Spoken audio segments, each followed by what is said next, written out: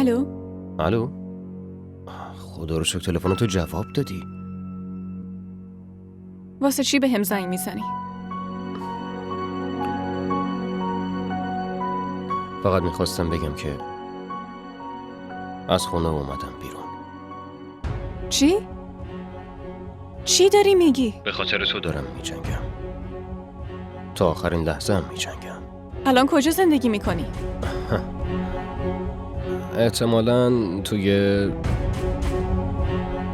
یه خونه جن زده. بابا یه خونه رو با یه قیمت خوب پیدا کرده و خریده.